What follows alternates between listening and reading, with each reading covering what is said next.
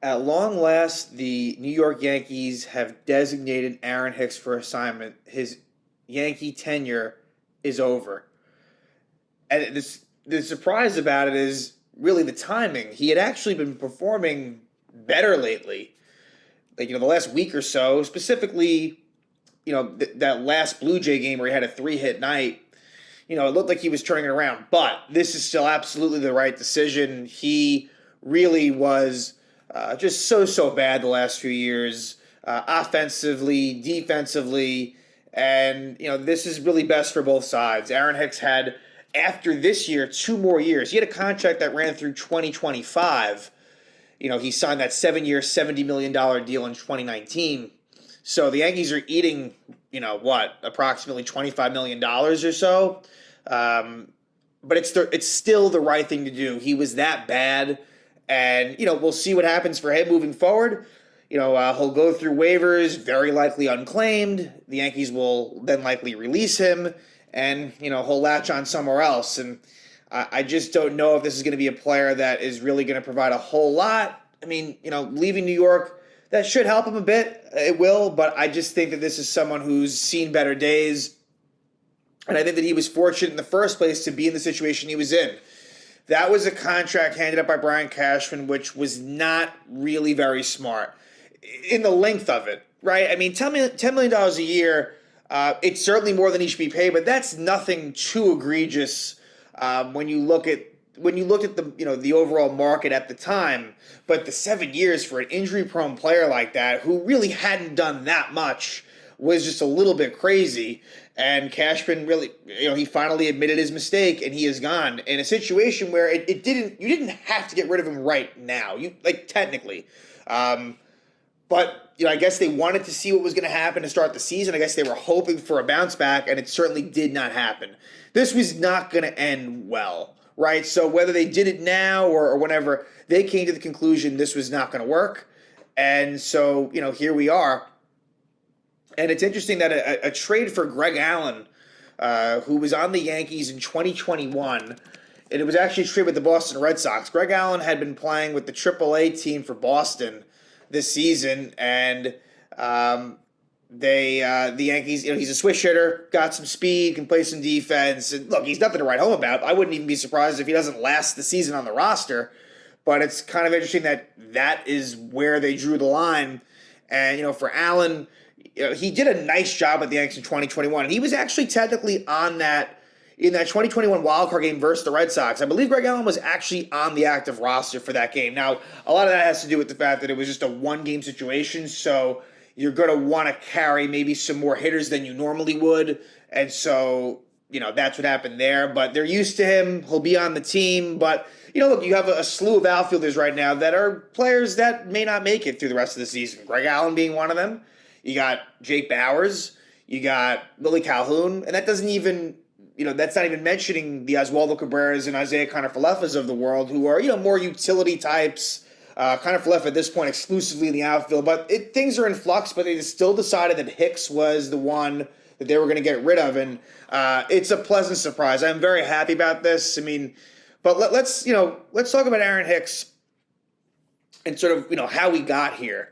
So Hicks was on the Minnesota Twins and really was a very highly touted prospect. He was the number 14th overall pick, first-round draft pick by the Twins in 2008. And Hicks always had a lot of talent. The skill set was there. A really strong arm, switch hitter.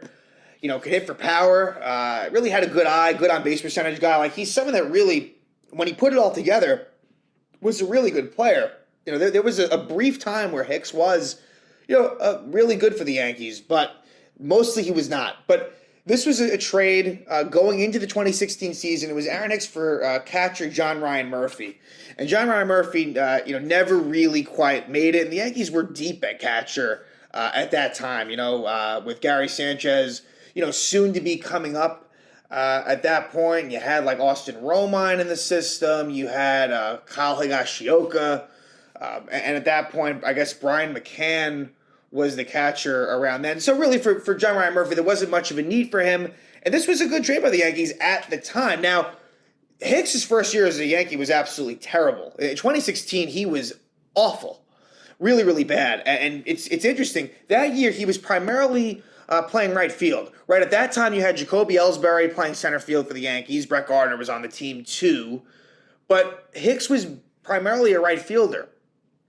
And it's kind of funny that Aaron Judge gets called up the last couple months of the season, and those two were kind of switching off in right field. Now, Judge, at that time, really had struggled in his first couple months as a Yankee. He really, of course, we know what happened from 2017 on, but Hicks, was mainly kind of, he played a little bit in center and left, but he was mostly a right fielder.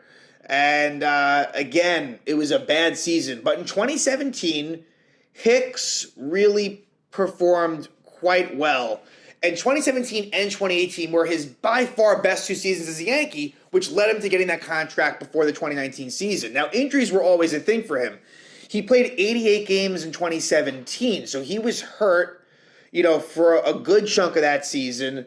And, we'll talk about the injuries, but for Hicks, it was like a really nice year. He batted .266, which is the highest he ever hit for batting average-wise, at a .372 on-base percentage, and overall an .847 OPS. Like, this was his best season.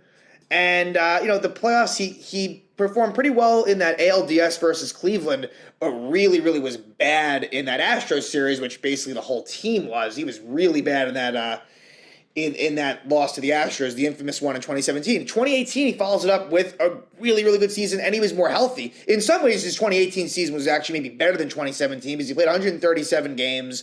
He had 27 homers and 79 RBIs, like really by far his best numbers just from a counting stats perspective. And again, the ratio, the batting average, OPS, that was pretty comparable to 2017.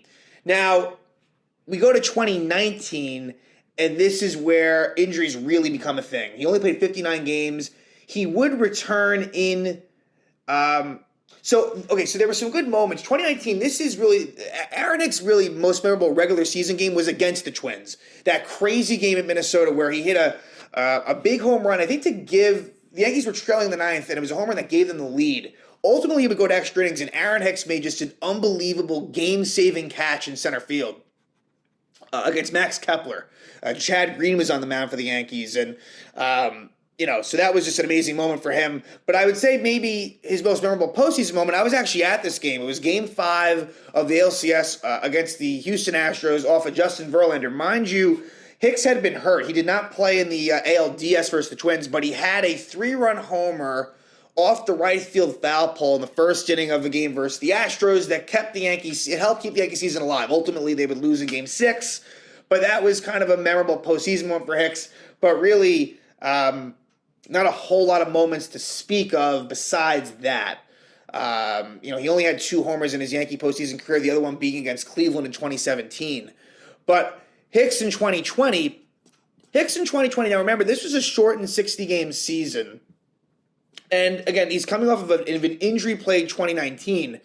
2020, I guess, was Aaron Hicks' last semi-decent season. Now, mind you, he batted .225. However, 41 walks, 38 strikeouts. And, the OPS still pretty good, 793.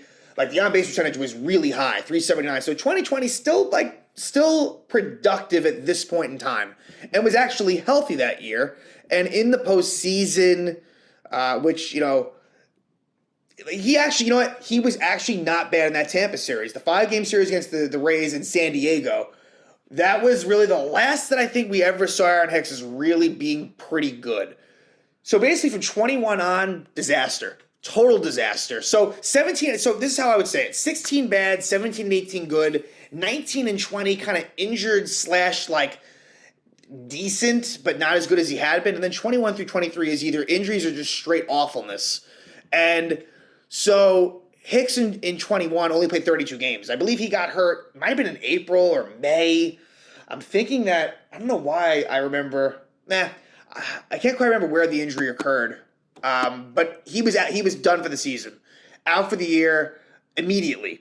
And he had gotten off to a bad start to begin with. He comes back in 2022, and last year was just bad. And the defense got really bad. So, from 2018 on, really at the end of 2017, he was exclusively the center fielder, but it got to a point where he last year was just awful. It didn't matter where he was. He could not play center field anymore, and he played a good amount in left field. And everyone remembers the game home against the Rays where he just, kind of let the ball drop and he's like got his head down. And, last year was the start of Yankee fans really turning on him, like in a major, major way. And that never stopped. That never stopped this year either. The fans really didn't like him, and I understand why. I was one of them. I understand why. I mean, I think he was well liked by his teammates, but I just think that, this was, something that needed to end. This Yankee-Aaron Hicks marriage needed to come to a close. And, last year was just straight up awful for him. And he was healthy, although it's ironic. He got hurt in Game 5 against Cleveland. He got hurt, and he was out for the rest of the postseason. He did not play in the National Series. So injuries, again, kind of crept in. And he was kind of needed last year, right? I mean, he was literally starting in that deciding game against the Guardians in the ALDS. So, and that was in part because the Yankee outfield situation was not really great, specifically left field. And then this year, it was even worse. He was worse than he's ever been. He had a 188, he had a 524 OPS hit for no slug at all. I mean, and that might have been in part to do with that 2021 injury that he sustained. I mean, that was a tough one to come back from.